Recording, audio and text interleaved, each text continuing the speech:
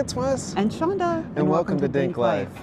We just got back from our trip to Paris. Well, not just. It was about a week ago. Yep. And we've had some time to think about things and just think about our trip in general. And what we wanted to do was just put together a short little video with some tips and tricks, maybe you could call them, that we learned while we were there. We were in Paris once before in 2018, and the thing is we were only there for one day.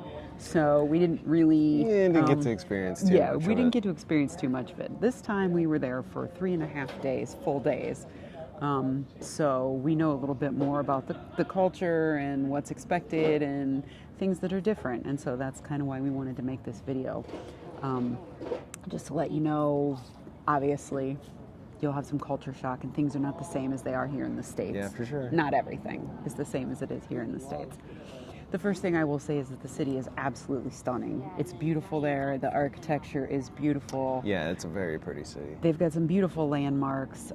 It's absolutely gorgeous. So, I mean, I would not caution against going if you feel uncomfortable about the language barrier or the food or anything like that. No. Do not let that stop you. No. For sure, do not let that stop you. However, some of the other things we might talk about might be things that would stop you from going. At least it's probably going to stop us from going back. Yeah, for sure. Anytime soon.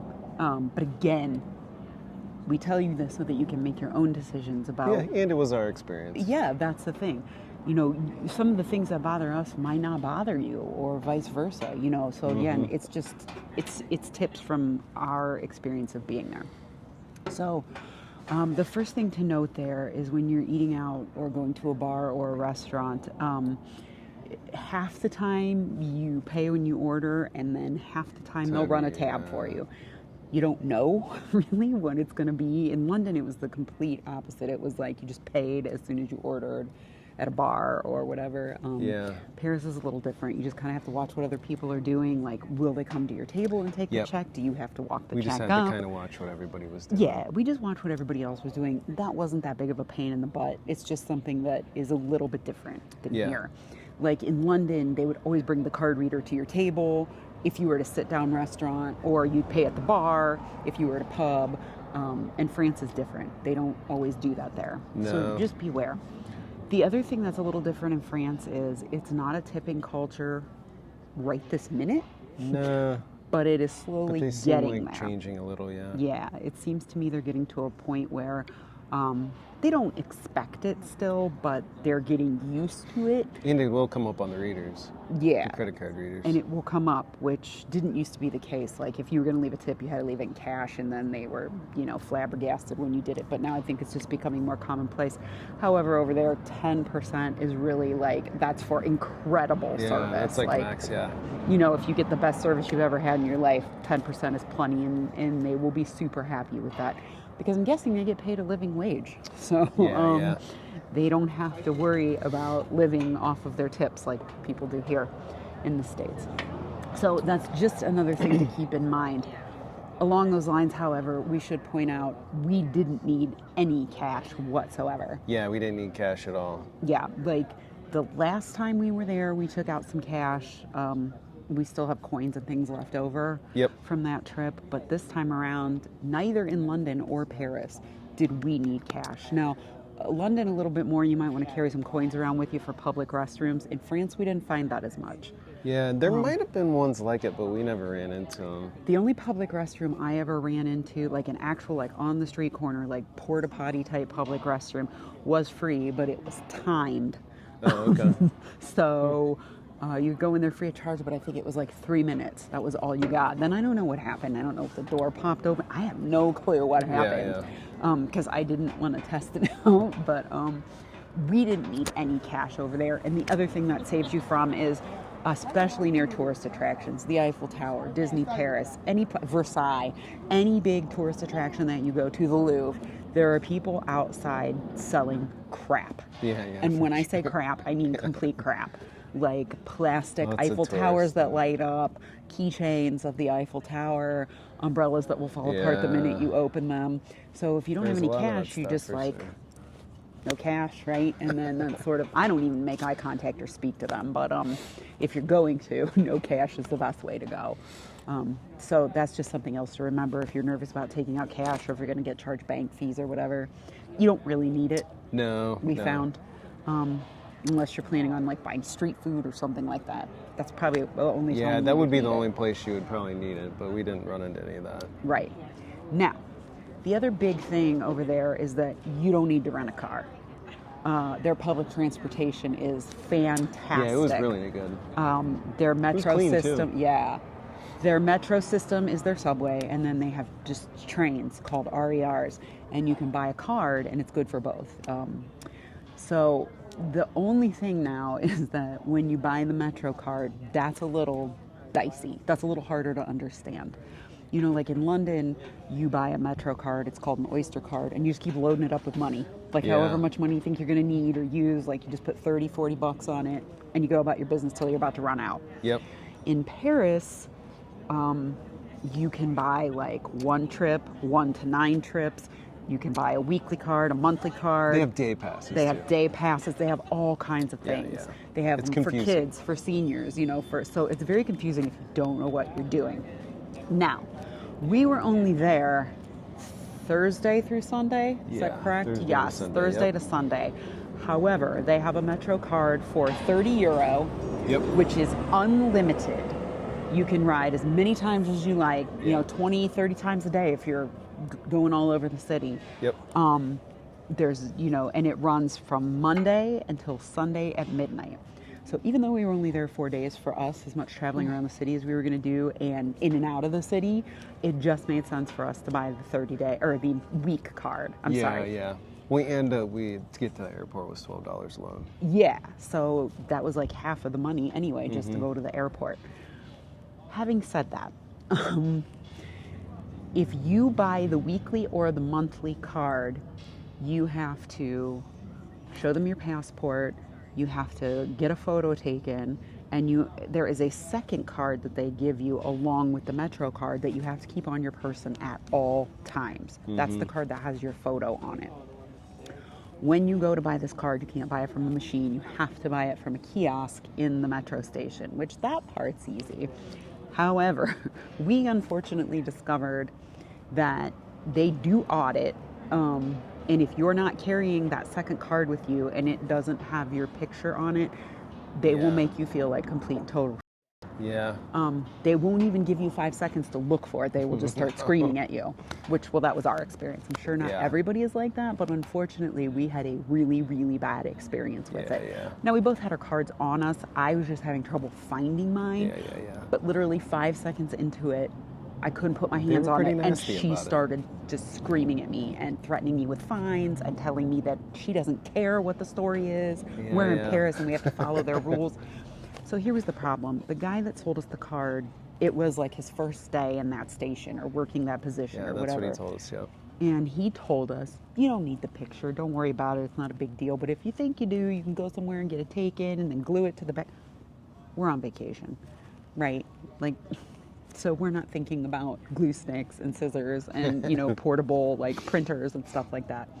So we didn't get the photo. The photo, however, didn't seem to be all that important. I would still say if you can get one, definitely get one, and don't buy the card until you're sure you can get that on there. That they're going to do it for you, because the vlogs that we watched, they were supposed to do all of that for you. That's why you have to go to a person, why you can't buy it at a machine.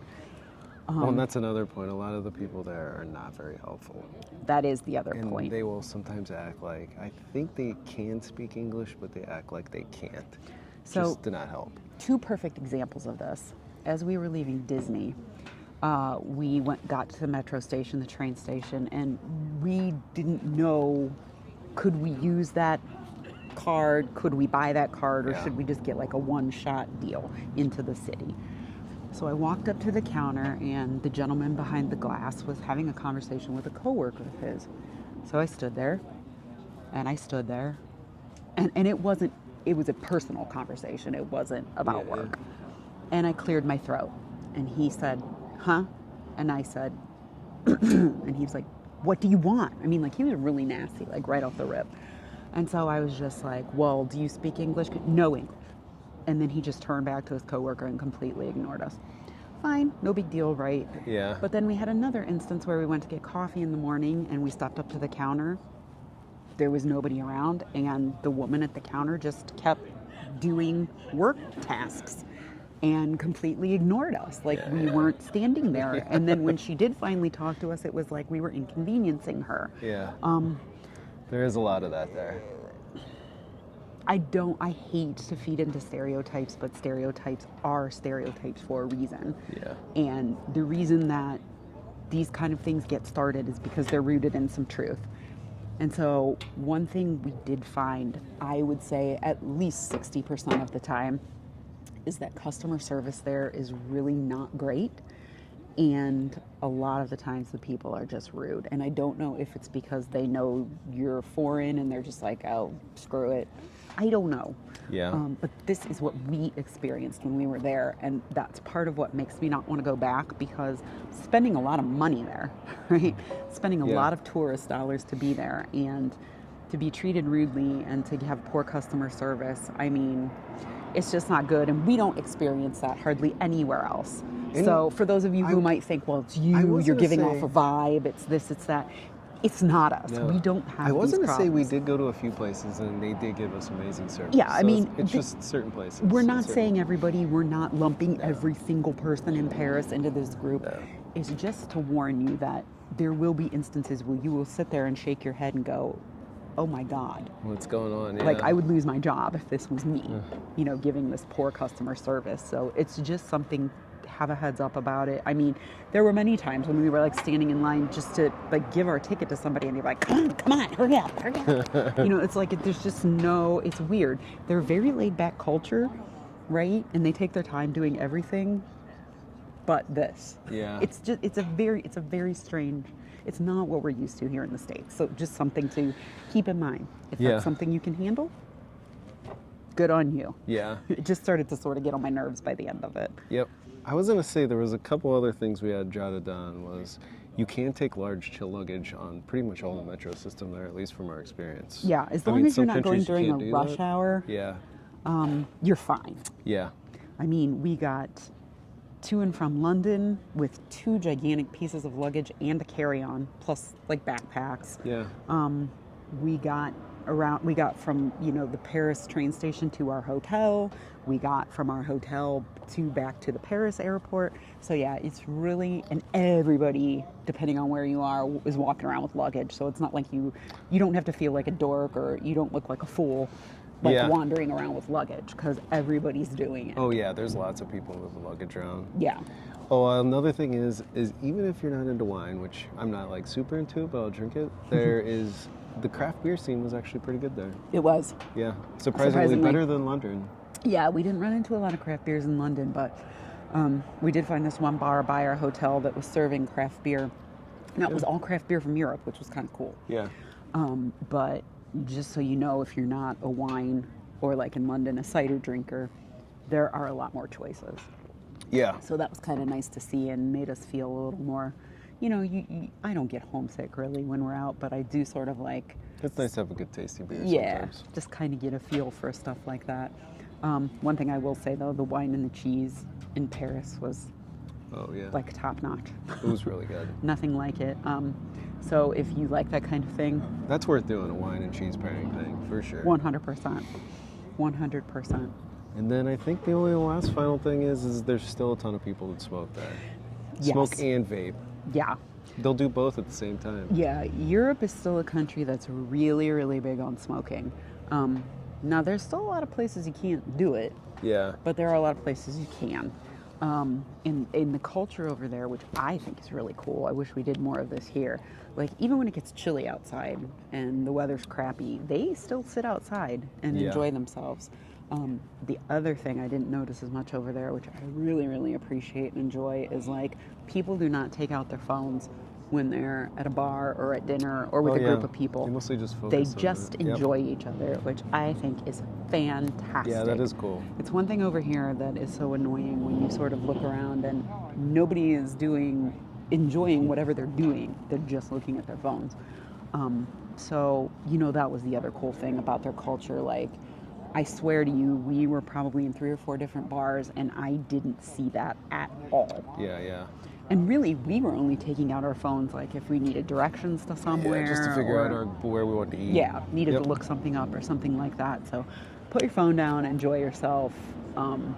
It's the best way to make memories. It's a pretty city. Yeah, and it is a beautiful city, but just there's some behavior differences, and there's some things that you will have to change your behavior about to make your trip a little more enjoyable, I think. I mean, one thing I will say, despite the rudeness,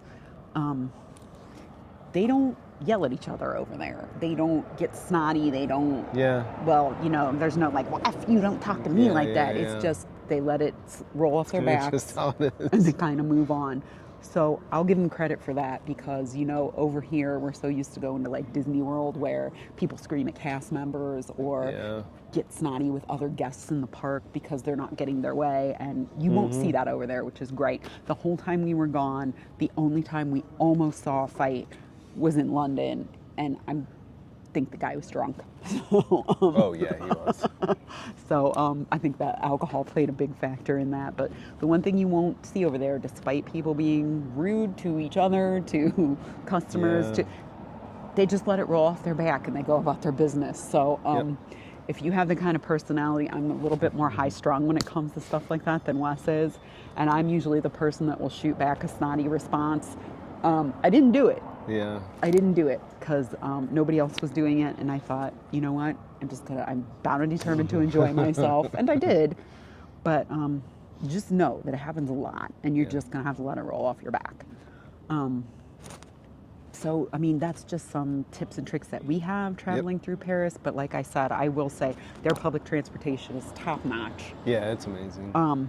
They did say to look out for pickpockets and stuff, but we never had any issue with that. Yeah, we really mostly didn't keep our stuff in experience it. bags. Yeah, we use sling bags or crossbody bags, and most of the time if I'm wearing a coat or something, I will wear it underneath my coat just to sort of prevent those things. I mean, that's one of the other things we've learned traveling a lot. It's like just keep your bag close to your body and keep it like, the crossbody is the best way to go, I think, because it's obviously so much harder than just taking something off of your shoulder. But it seems so simple, but honestly, the amount of people that we've seen that aren't aware of their surroundings and what is on their person is frightening. You really still have to be aware of that stuff when you're gone. Yep. But other than that, if you do decide to go to Paris, hit us up in the comments and let us know what your experience is. Or if you've been there before, have you had the same experience? Is your experience completely different? Are we doing something wrong? I don't know. Because we've traveled quite extensively in Europe, and every culture is different, and it's just things that you have to learn. And I think know before you go so that you don't stress out as much to make your trip more enjoyable. I would say take it at a slow pace and don't rush the place. Yeah, that too, because they certainly don't. That's probably your best tip. They certainly don't. One thing we've noticed about Europe in general, they don't rush everywhere like we do, and it's so much nicer. Yeah, and I actually appreciate if you do slow down and take it slow as an American. That's right. Just enjoy your life. That's what you're there for. Yeah. You don't have anywhere you have to be, right? That's the one thing we've learned over there. Just enjoy what's happening while it's happening, and that is the biggest takeaway. So anyway, just remember, whatever you decide to do, just get out there and do it.